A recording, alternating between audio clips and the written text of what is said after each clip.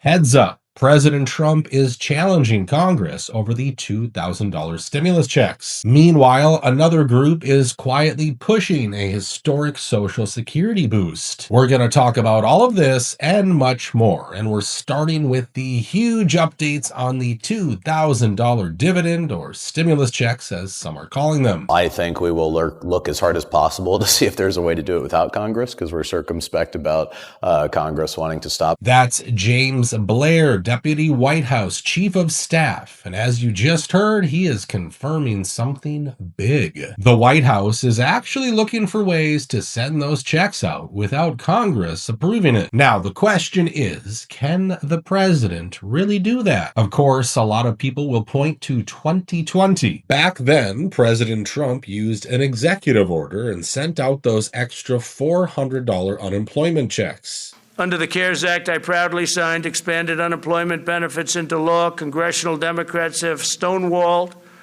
our efforts to extend this relief. They even opposed measures that would give bonuses to workers returning to the job. They were totally opposed to that. For this reason, I'm taking action to provide an additional or an extra $400 per week in expanded benefits. $400, okay? So the people are saying he can do the exact same thing with this tariff dividend. But here's the problem. Those $400 checks came from FEMA disaster funds, not from the Treasury. And technically, Democrats could have challenged it. They simply didn't because we were in an emergency and millions of people were losing their jobs every single week. However, this time, it's different. They've made it clear the $2,000 checks will come from tariff money. Sometime during the year, next year. It's a lot of money, but we've taken in a lot of money from tariffs. The tariffs allow us to give a dividend if we want to do that. Now, we're going to do a dividend, and we're also going to be reducing debt. We have, because of Biden and others, we have $37 trillion in debt. So we're going to be doing a dividend which people will enjoy and spend and do what they want. And yes, the president has a lot of authority to impose tariffs, but spending that money, well, that's different. You see, once tariffs are collected, they go into the Treasury's general fund, and the president cannot spend Treasury money without Congress approving of it. So if they want these checks to go out cleanly without any lawsuits or delays, Congress needs to say yes. These $2,000 tariff checks that the president wants to send to all Americans. Is that actually going to happen? Well, it's something that will require legislation.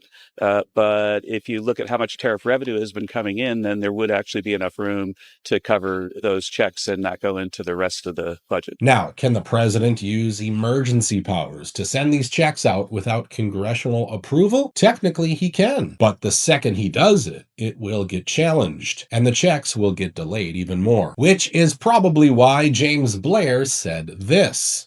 The law is the law. I think that the most likely outcome is it requires an act of Congress, and I could see reconciliation being the pathway to get that done. We'll have those conversations in the coming days. And here we go. The most realistic path forward is a reconciliation bill. Simple majority, similar to the big beautiful bill they passed earlier this year. But for that to work, Trump needs almost every GOP member on board. And right now, a few of them are not. House Budget Chairman Jody Arrington wants the money to pay down the national debt. And Senate Majority Leader John Thune has said similar things. So if the GOP is not excited about these checks, why is President Trump talking about them in every press briefing? We have taken in trillions of dollars, and it's been absolutely amazing. We're going to be doing a dividend to the people, low and middle income, moderate income people, of at least $2,000. In addition to that, we'll be paying down debt very substantially. It's the kind of money we're taking in. Well, James Blair answered that too. It'll be confined to the working class. The president's made that clear. It's not to be broad-based, but it should be targeted for the working class. And it's really just about giving people a stake in what the president is accomplishing with other countries. And here it is, folks. The administration knows this. If they want tariffs to stay popular with working people, they need to give the public something back. Remember, the original plan was to use tariffs to eliminate income taxes and back to a pre-1913 system. Can we reform taxes to eliminate the need to file? Well, it's possible, if the tariffs work out really well, you wouldn't need income tax. You know that. If tariffs work out well, our country at its richest was during from 1870 to 1913. That was the richest, and we were an all-tariff nation. Now, I already told you that's not happening anytime soon. So the only realistic relief is a tariff dividend, a share of the revenue sent directly to the people, whether that's good for the economy or a disaster waiting to happen. And that's why I want you to tell me, are you on board with the dividend program? Or do you think it's going to cause more problems down the line? Now, speaking of what's good and what's not, one thing is pretty clear. A boost to Social Security isn't just good, it's necessary. In fact, it's basically the only real way to help some of the most vulnerable people in this country. Living on $800 to $900 a month is just not realistic anymore. And these fake COLA increases are not helping the people who actually need it. You know, I'm 67 and I applied for Social Security, and they said that I had applied for SSI. I said, well, I don't need SSI. He said, I know, you're 67. You're way past your, working age. So I can work as many hours as I want. I said, oh, wow. So then the guy says, oh, you're going to make like $1,700 a month. I was like, yes. Oh, yes. I love it. So then he said, oh, I can send you $10,000. I said, oh, I'm greedy. I'll take the $10,000. So then he says it'll be $1,500 a month. So I was like, yeah, oh, yeah. Then I get a letter saying, because you get $1,500 a month, we need to take $200 for Medicare. I was like, what the hell? So raising Social Security across the board isn't just a proposal, it's a necessity. And guess what? This plan has now officially reached the House. It was introduced by Congressman Steve Horsford, a ranking member on the Social Security Subcommittee. And once again, Democrats are pushing a bill that would give an extra $200 a month to almost everyone on Social Security. That includes SSI, SSDI, veterans, railroad retirement beneficiaries, pretty much everyone. Now, you might say, this bill will not pass because Democrats don't have the majority. And you're probably right. For now, because they're not even trying to pass it before the midterms. No, they're using it to build support, to show voters they're fighting the cost of living crisis. And if you listen to some Republicans, you'll know this crisis might just decide the midterms. I'm saying we need to deal with that now, because otherwise we're, number one, it's the right thing to do, just morally. Number two, we're going to get killed. Maria, it's always about, I'm going to be very blunt again, it's about winning. We have to win the midterms. It's going to be a hell of a hard thing to do. People can't afford health insurance. They can't afford car insurance. They can't afford rent. They can't afford to buy a house. Those are the problems we need to be fixing.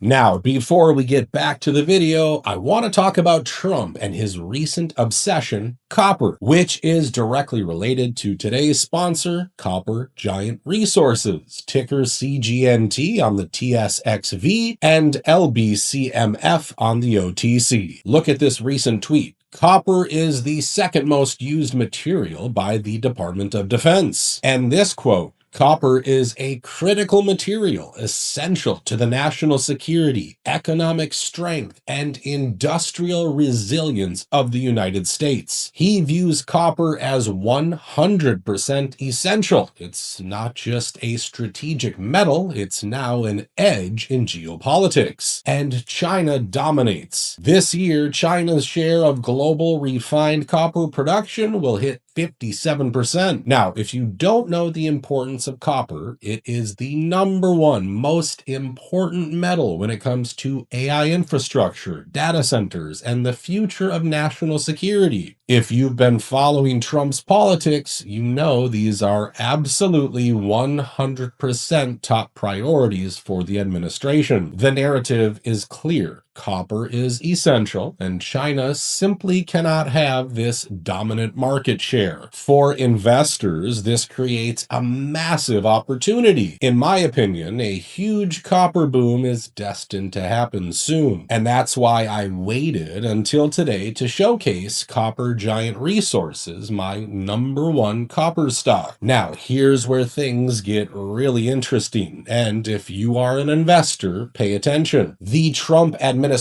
has started buying up stakes in copper companies, something we've never seen before. This is skyrocketing the stock. Copper Giant owns 100% of the Mocoa Copper Project, one of the largest undeveloped copper deposits in the Americas, something the Trump administration would love to source copper from. Early interest has already shown. The company's CEO, Ian Harris, was invited to the U.S. Embassy in Bogota to discuss shipping concentrate to U.S. refineries instead of China. This could be huge. This is the kind of setup you only see when policy, politics, and resources collide. People should seriously be looking at Copper Giant Resources. To learn more, visit the link in the description. Again, this video is sponsored by Copper Giant Resources. Do your own due diligence. Now, I'm sure you guys already know that Congresswoman Marjorie Taylor Greene is planning to resign in January. She's had issues with the Trump administration on a few things, and one of the biggest ones is the affordability crisis. And so gaslighting the people and trying to tell them that prices have come down is not helping. It's actually infuriating people, because people know what they're paying at the grocery store. They know what they're paying for their kids' clothes and school supplies. They know what they're paying for their electricity bills. And I'm so disgusted with Washington, D.C. I hate politics. You know, here goes another $100 billion to Ukraine or $30 billion to Israel, but yet nobody can afford health insurance premiums. And then I'm getting yelled at by Republican colleagues for saying that out loud. She even talked about it in her announcement video. During the longest shutdown in our nation's history, I raged against my own speaker and my own party for refusing to proactively work diligently to pass the plan to save Americans' health care and protect Americans from outrageous, overpriced, and unaffordable health insurance policies. The House should have been in session working every day to fix this disaster. But instead, America was force-fed disgusting political drama once again from both sides of the aisle on television every single day. And remember, just a year ago, she was one of Trump's strongest, loudest supporters. And if they indict President Trump on fake charges to go after him to try to stop the movement that they cannot stop, he is going to win 2024 in a landslide victory. And then we will put him in the White House and he will finish what he started. We will gut the government of all the traitors that are serving the globalists in America last. That's why a lot of mega supporters are absolutely freaking out. But the president responded to her resignation in a rather surprising way. Are you willing to forgive Congresswoman Taylor Greene? Forgive for what? No, I just disagreed with her philosophy. She started backing perhaps the worst Republican congressman in our history, just stupid person named Massey. And I said, go your own way. And once I left her, she resigned because she would never have survived a primary.